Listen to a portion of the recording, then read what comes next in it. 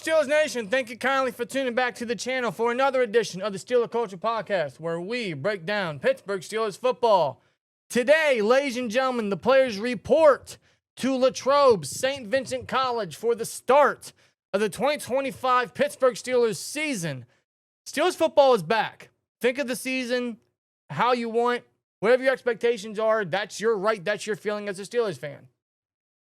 What they've done this offseason has been interesting. It's been very un-Steeler-like, and I feel like I can say that for every offseason ever since Omar Khan has taken over as Steelers general manager. Yeah, it feels like each offseason gets crazier and crazier and crazier. And this one, I'm going to say this out here. I think they improved the team. I think a lot of the people, a lot of the pieces they brought in are better replacements compared to last year. I think they are better in a lot of areas for sure. But overall, as an offseason, I'm also not the biggest fan because you look at the majority of the offseason, it's mainly just one-year rentals, one-year service guys. And a mission to go all in. Yes. Quote-unquote all in. It depends what your definition of all in is. But you see what the Steelers are trying to do.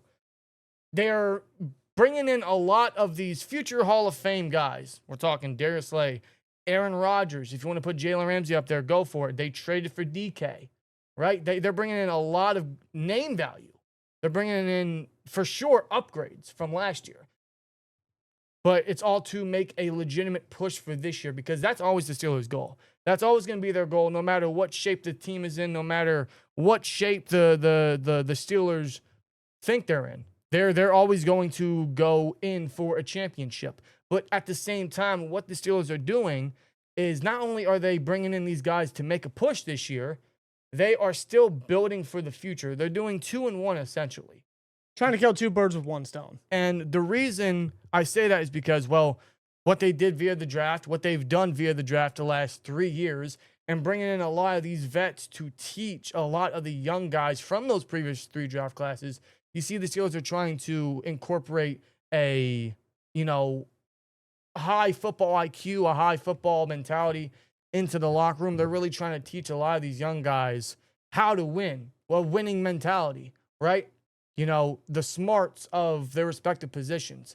High IQ players that can teach the young guys like JPJ, like Will Howard, for example, or Caleb Johnson, or Derek Harmon, even Roman Wilson. So many guys that they're going to learn behind a lot of the guys that the Steelers brought in this offseason.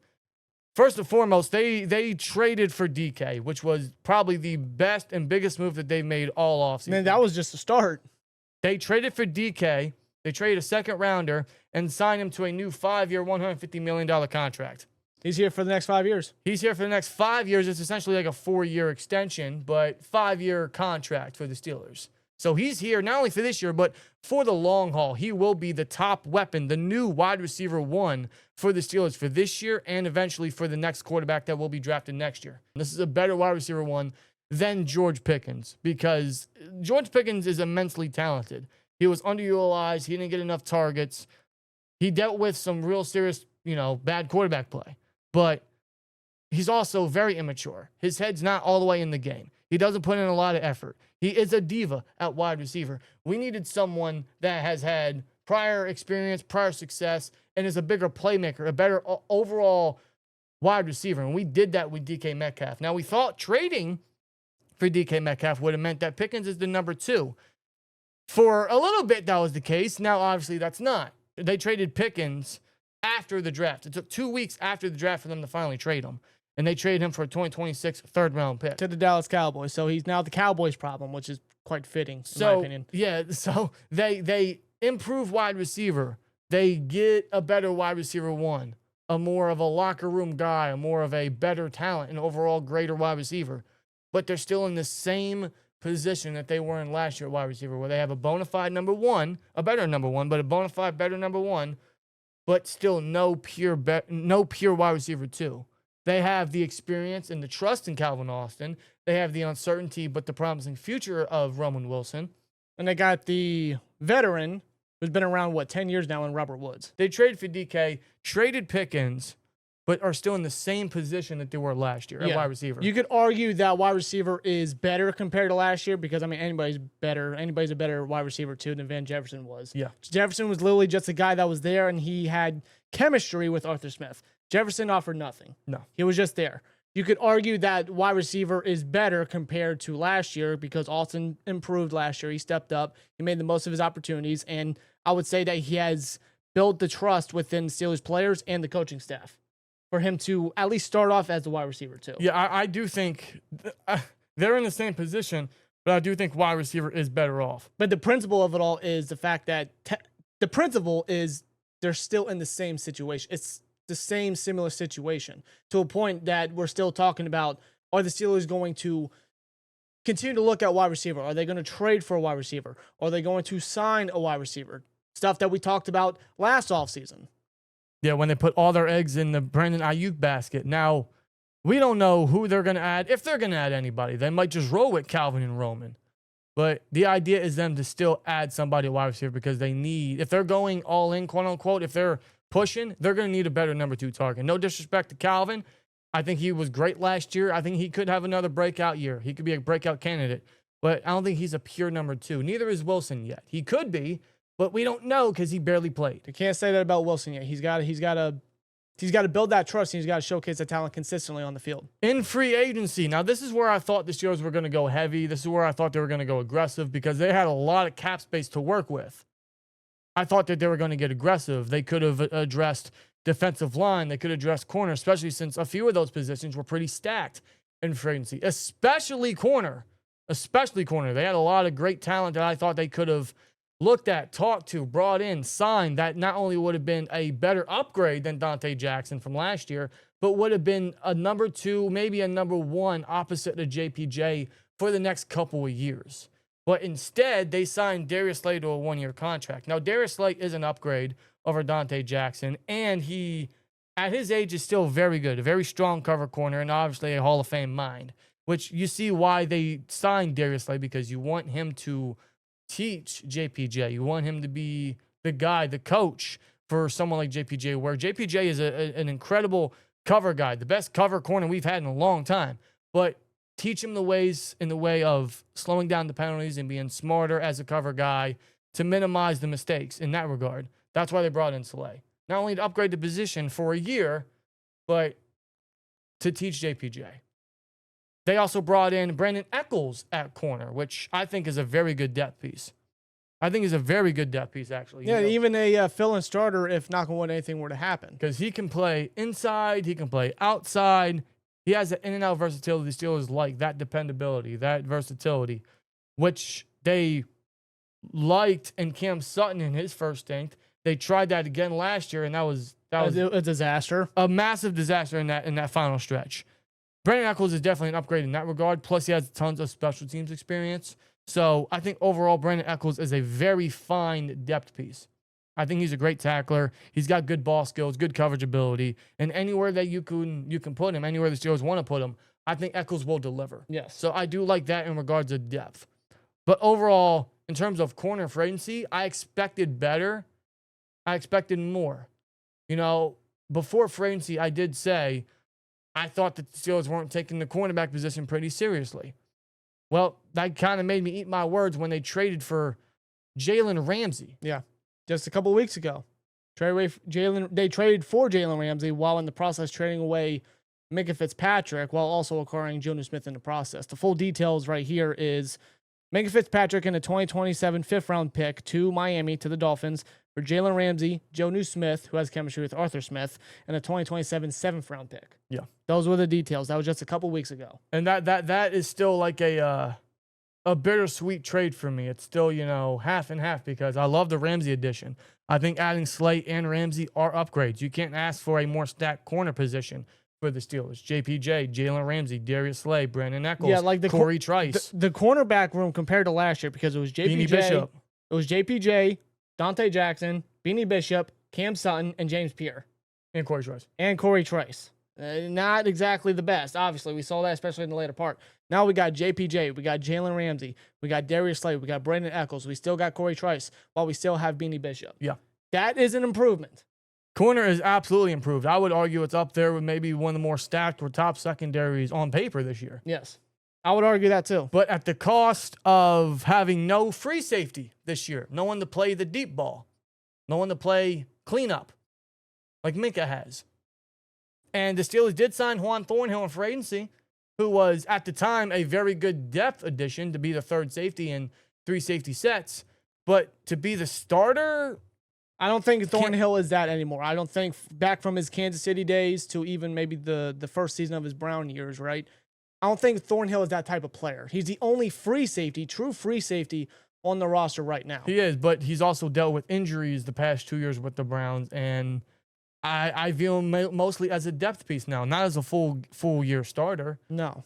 Not in my opinion. And we talked about wide receiver of the Steelers possibly still addressing that position, bring another guy in. They absolutely need to address free safety. I agree. They have to bring a guy in. So there's still a few names out there. There's Jordan Whitehead, who's familiar with Pittsburgh since that's where he went to college. Yep. Now, he's more of a box safety, but he's so good at safety, he could play both. But ideally, he's the box safety, but we don't need that because we have a stud in Deshaun Elliott, who the Steelers extended for 3 years. Which was a great extension. Well-deserved. And much needed. Much needed, for sure, especially seeing that we trade Minka away. There's Justin Simmons. With the trend that the Steelers have had this offseason has been 1-year rentals and proven vets, I would say, proven vets that still have some left in the tank. Justin Simmons showed that as a Falcon last year. He showcased that as a great free safety paired with Jesse Bates. And it took a while for the Falcons to sign him last year. Now, deja vu, 1 year later, Simmons is still a free agent. The Steelers should be knocking at his door. I would imagine that they are. I don't see how they don't. Well, I think you have to, because what we have on the roster right now just ain't it. I don't think you're going to cut through the whole season with having who you have now. And back to the cornerback room, they have improved. They have improved the cornerback group.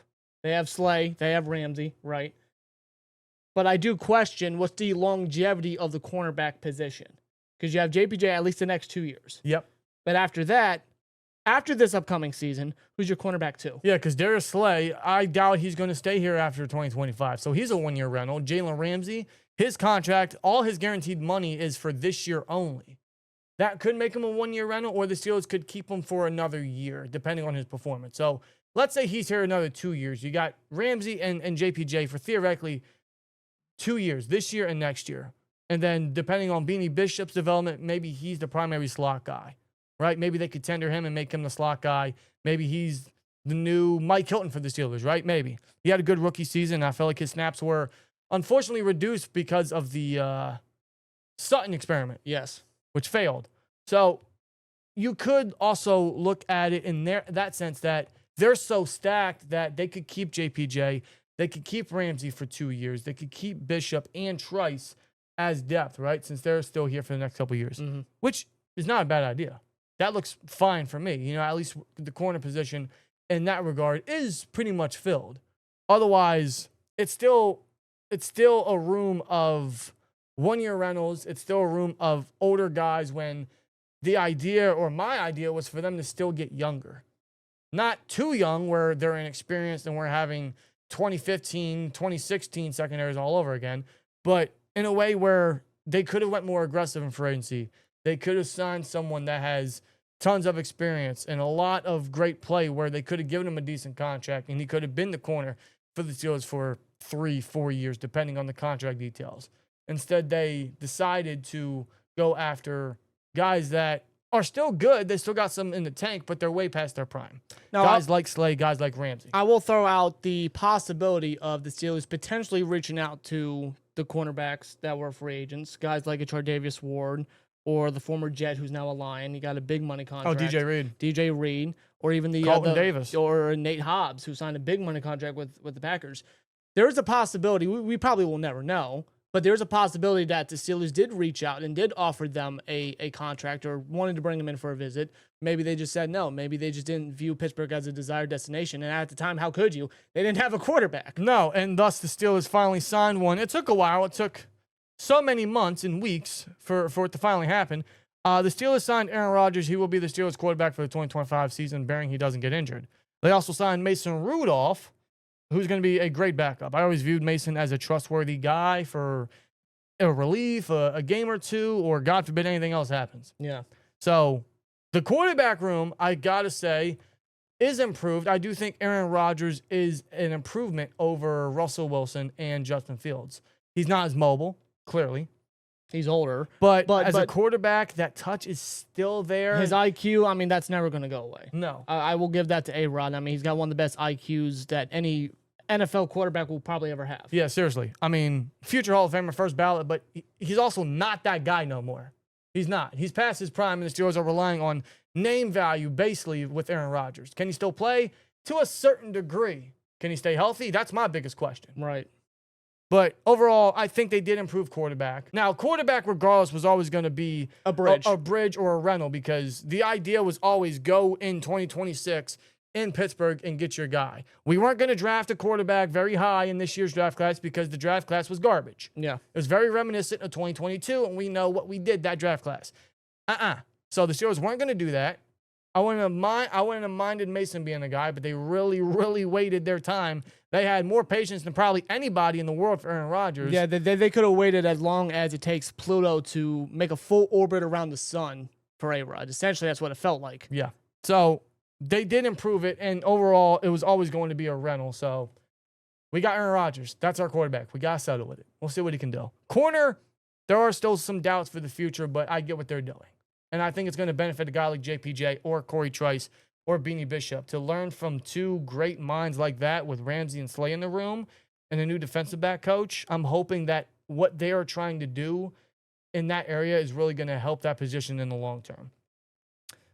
Otherwise, in the draft, I think that they improved a lot of positions. I think they improved running back. I think Caleb Johnson is going to be an improvement over Najee. I think he has more burst. I think he has better vision. He's not much faster, but I think his breakaway speed is a little underrated.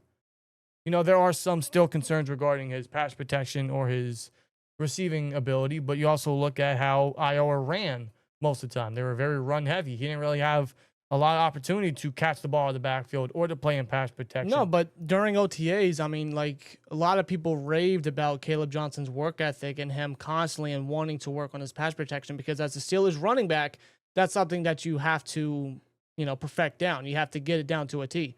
He's even taking lessons from Jalen Warren and even Kenneth Gainwell, who he signed from free agency as well. Yep. Two veteran backs that are very good backs in their own right. And Johnson's got two stud backs to continue to learn from, and he's still continuing to learn. The guy and his work ethic is out of this world. It's been talked about throughout the entire offseason. I can't wait to hear and see what Caleb Johnson can do during training camp. Yeah, he kind of gives me the vibe of this year's Peyton Wilson. Like last year, Peyton Wilson was the first guy on the field every day. Every day. I get the same vibe with Caleb Johnson. He's just there to learn and work and better himself and better the team and be an all-star for this offense, you just get the sense that he wants greatness. He seeks greatness, and nothing will get in his way to stop it. No. He wants it. And as the Steelers running back, I mean, yeah, that's the desire.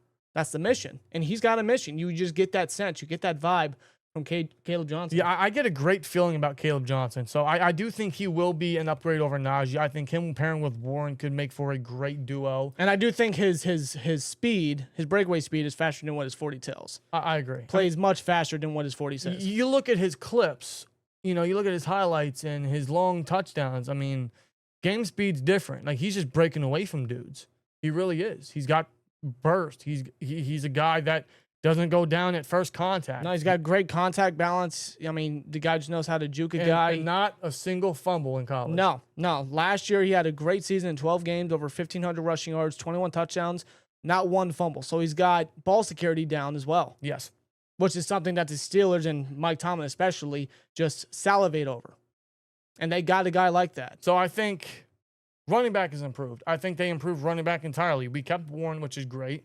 I'm hoping he's next in line for an extension. We drafted Caleb Johnson in the 3rd round, which I think is going to be a steal. I think he'll be an upgrade over Najee. And we signed Kenneth Gainwell to be the 3rd guy, which he's going to get involved because that's what Arthur Smith does. Yeah. If he can get a guy like Cordero Patterson involved last year, who's still on the team, by the way, but Gainwell can play kick returner. Gainwell was a receiver at Memphis before switching to running back, so he's mainly got that receiving upside while still showcasing a little bit of speed to him. I like the Gainwell addition. Yeah, Gainwell is your new kick returner. Patterson was brought in because of the Arthur Smith connection, but because of his kick returning abilities, when he was a younger guy, a younger back, a younger player, one of the best special teamers probably in NFL history. Yep. Surely he should go into the Hall of Fame as a special teamer. Just nowadays, and last year it did not work out. He's just lacking that speed and that energy that he used to have. Father Time catches up to everybody, and it felt like that to Patterson in special teams. Yeah. Gainwell was brought in as that receiving back, as maybe even a third down back in certain packages, certain plays and whatnot, but just his speed, his receiving ability, and his kick returning ability.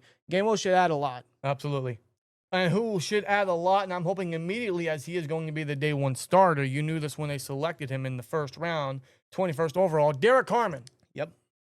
This guy's going to be a stud. I just get Cam Hayward vibes. I know that's very generic or cliche, but I really get Hayward vibes with Derek Harmon, bro. Like the way he plays, the quickness off the snap, the aggressive nature he has. The only thing he's really got to clean up is him finishing plays, him finishing tackles, him wrapping up the quarterback. That's his biggest issue, but I think that's going to come with time. And you're telling me he gets to learn and pair with, beside Keanu Benton and future Hall of Famer Cameron Hayward, with Carl Dunbar still being the D-line coach? Which I'm glad they brought him back, by the way, because if you guys remember, there were rumors that the Steelers were not going to renew his contract. I'm glad they renewed Dunbar's contract. That was the one guy that you should not have let go. No, because he's been one of the better position coaches on this team for a while. Yeah. I mean, look at the history he has ever since joining the team. He really helped better Stephon Tuitt when he hit his peak and his prime, and I really miss him. Mm-hmm. When we lost, what's his name? Tuitt? Not Tuitt. Javon Hargrave. Yes, that's right, yeah. When we lost Javon Hargrave, Tyson Alualu came in and had himself one of his better years. Right? It didn't last long, but he had himself one of his better years after Hargrave left. Monty Adams, they signed him off the Saints practice squad and was a very solid fill-in.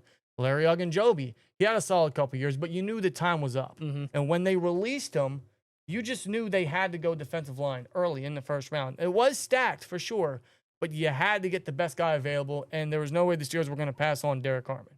And I'm glad they got him, because this guy just speaks Steeler to me. He plays like a Steeler. I mean, he's a guy that's meant for the trenches. He's got a high motor. He's got a mean streak, huge tenacity. The guy's quick off the line of scrimmage with great burst. I mean, the guy is just meant to play AFC North football. Yes. And after what happened in that playoff game, giving up 299 yards to Derrick Henry or the Ravens in general, the Steelers' mission for sure was to build up the trenches, build up the defensive line, get younger at the defensive line, and stop the run.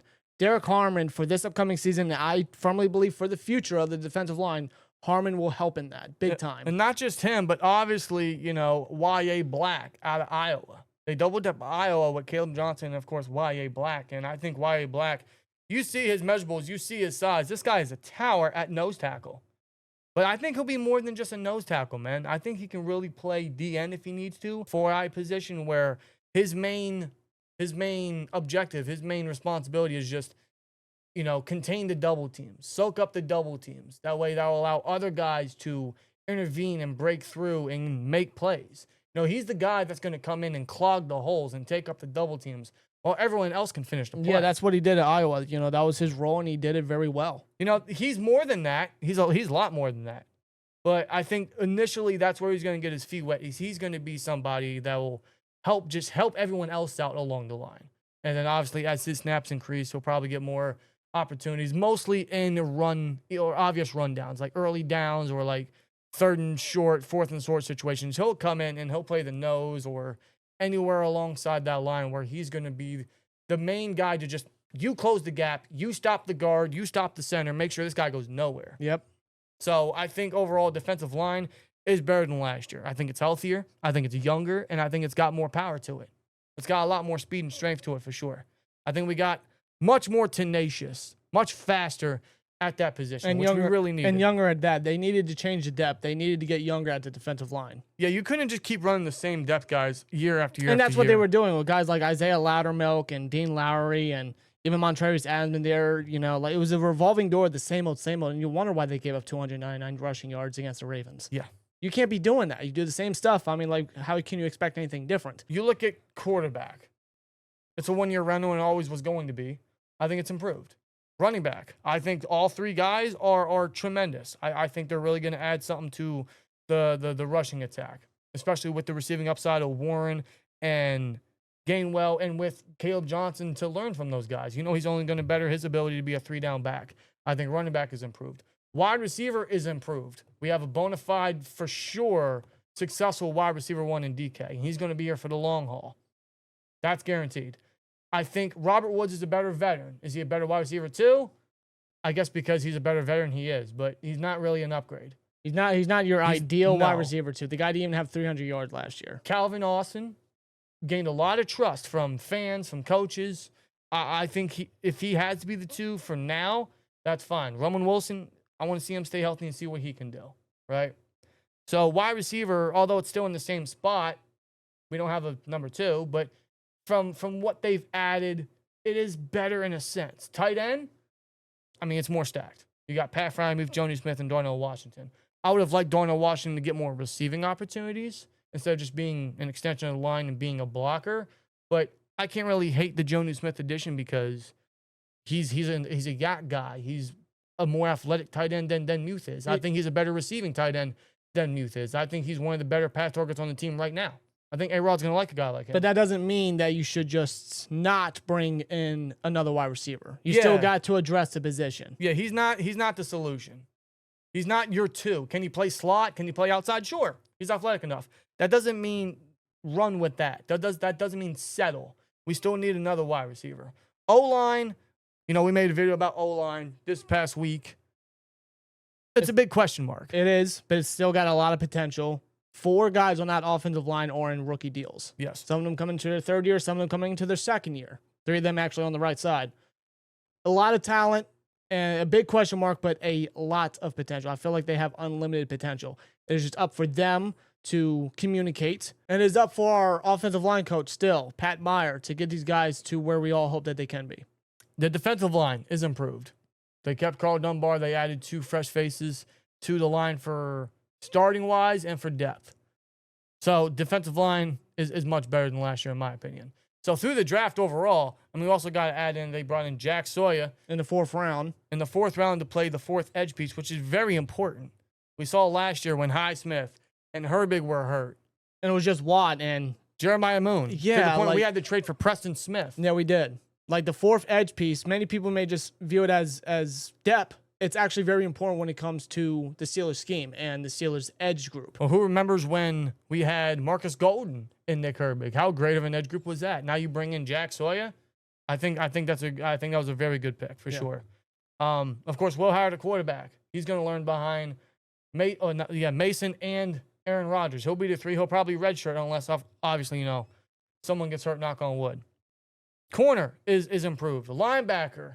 Peyton Wilson's going to get more playing time. We lost Landon Roberts, which hurts. But Cole Holcomb is fully healthy. He's ready to go. He'll probably play that Landon Roberts role where he'll see time in obvious rundowns, or he'll play the short game, or he might even see some time in passing downs as a coverage linebacker if he has to. It'll be interesting to see how Cole Holcomb has come along. Yeah. It'll be interesting to see what his role is in training camp. Being away from a season and a half, essentially. Where he is at with his game and whatnot, his recovery. He seems ready to go. I do look forward to see what Holcomb's role can be. But honestly, overall as an offseason, I see what they're doing. But I'm also not entirely the biggest fan of it. I'm not really all for it because I expected more. That's all I'm saying. I expected more with the cap space. But the reason that they didn't spend the cap space, the reason why they didn't go so aggressive, is obviously because they wanted to gain as many comp picks as possible for next year because, like I said, the Steelers are signing all these guys to make a push this year, but still at the same time building for the future. What they've done the last 3 draft classes, that's building for the future. Having 12 picks next year to take a lot of those picks and trade up for a quarterback and still add more to the offense ideally, that's building for the future. Signing Darius Slay, trading for Ramsey, to teach JPJ and all the other young guys like Beanie and Trice at corner, that's building for the future. Bringing in Aaron Rodgers to teach Will Howard, that's building for the future. Bringing in Robert Woods to teach Roman Wilson, that's building for the future. You see what they're doing. They're making a push while still trying to keep and gain as much for next year so that they can draft and trade up for a quarterback and hopefully set the team up That way, it allows that quarterback to be set up for a run, to make a run with a guy in a rookie contract, much like many other successful teams have done in the NFL. That's what they're trying to do. You see their vision. They're making a push while still building for the future. So, as much as I wanted them to be more aggressive in free agency, and as much as I want them to be a little more aggressive in certain areas, they're building for the future. But at the same time, they were aggressive because they traded for DK. They were aggressive because they traded for Jalen Ramsey. They were aggressive in a different light, in a different way. Yeah. It was something that I don't think any of us really expected whatsoever. DK was literally just the start of that. And we could not have expected all the other moves that they did. Waiting for A-Rod, trading for Ramsey of all people, or even trading away Minka, right, a part of the package. Nobody could have expected it, but they went aggressive in their own light, in Omar Khan's direction. And I get it. Like you said, what they're doing, the vets they brought in, the one-year rentals, while building for the future. I can't entirely hate it because I understand it. You want these guys to learn from some of the best. But as far as their mission of all in, I can't believe it. I just can't as a fan. No, I still can't buy into it. You guys already know that. We said that all offseason. Yeah, I still can't buy into their plan or the idea of them going in for a full push because I can't believe in the team. Are they improved in a lot of areas? Yes. Is this team better than last year? On paper, absolutely. I think it definitely is. But overall, I still can't buy into it. I can't get too hype. My expectations are going to be very much like they were the past number of years, where it's just in the middle. Whatever happens, happens. Enjoy the good moments. If we get something like we've gotten the last 6-7 years, well, guess what? I'm not surprised because that's exactly what I'm expecting. Yeah. I'm not expecting anything greater. I'm not expecting anything crazier. So I'm keeping my expectations very normal, very similar. I do look forward to see what some of these newer Steelers, like Metcalf, like Ramsey, even A-Rod to a certain extent, I do look forward to seeing what these guys can bring to the table, how they can communicate well with their respective positions and their respective sides of the ball, while seeing what these rookies, these new rookies, and even the two previous draft classes, the past three draft classes, seeing how far they grow and where they are, like Broderick Jones finally over at left, Troy Fautanu coming back from injury, Roman Wilson coming back from injury, Peyton Wilson's second year, what these rookies can do, and Derek Harmon and Caleb Johnson, just seeing, the growth of this team. That's what I look forward to. The ideal future of the Pittsburgh Steelers. That's out of everything this year, that's what I'm most excited for. What's DK's impact going to be? What are the guys, the young cats from the past three draft classes, what are they going to provide? What are they going to do? How are they going to help the Pittsburgh Steelers? What is the vision for them? That's what I'm mostly excited for. Yeah, it's cool. We got Aaron Rodgers and Darius Slay and Jalen Ramsey and all these other guys on a retirement tour, but I'm mostly excited for the youth and the ideal future of the franchise. Yes. And again, that's what the Steelers are trying to do. I get what they're trying to do. They're really killing two birds with one stone.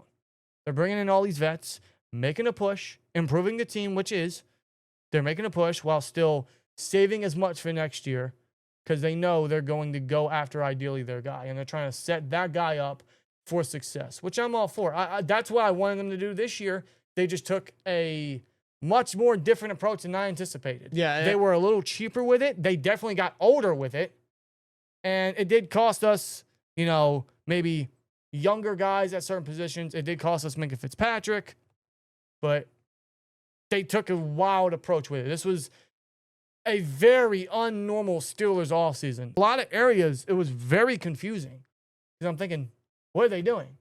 And then they trade for DK. I'm like, all right, let's go. And then the next move, I'm like, okay, well, this is a very confusing offseason, but you get what they're trying to do. Yeah. You do. As far as their expectations go, they're up here. And I want to be up there with them, right? All of us want to be up there with them. I mean, all of us want a Lombardi. We do. It's been a while.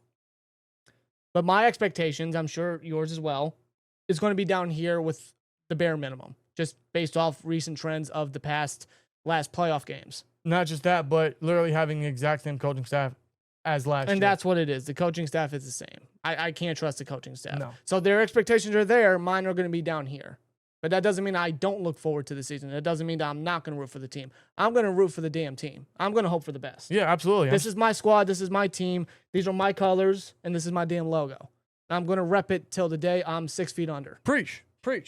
Believe that. Preach. And this season's going to be wild. It's going to be interesting. But at the end of the day, my expectation is going to be, it's going to be the same thing as last year. Hopefully I'm wrong. I could be wrong. The team is better. A lot of positions are better. I think for the long term, defensive line, running back, hopefully wide receiver will ultimately be better. Hopefully corner will ultimately be better. But overall, as a team for this year, as upgraded as they are, I'm still going to expect the same thing as last year.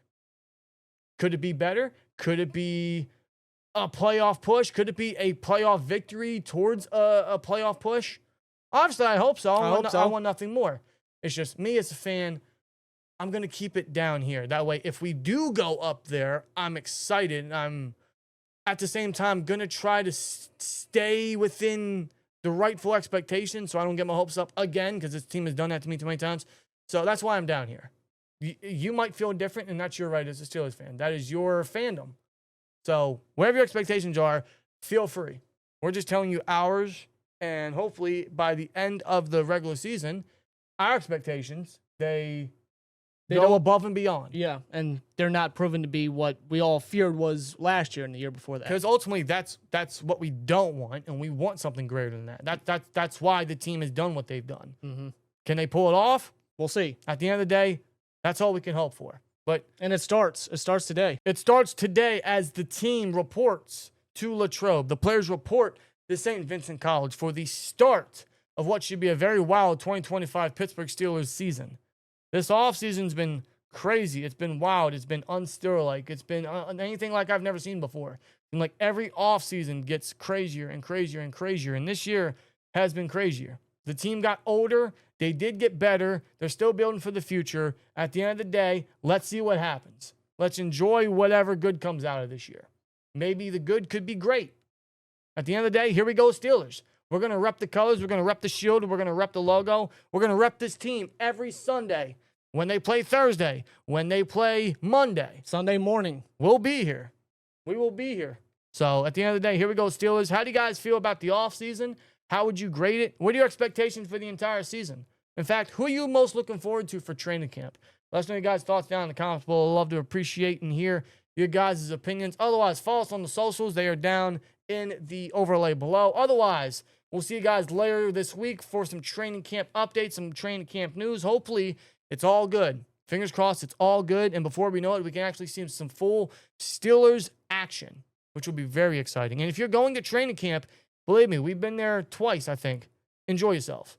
It's a great time. It's a blast. Enjoy yourself. Have fun. Enjoy the time. Stay cool. Stay hydrated. Try not to get sunburned too much, but enjoy the time over there. And as always, like, comment, subscribe, and we'll see you later. Peace!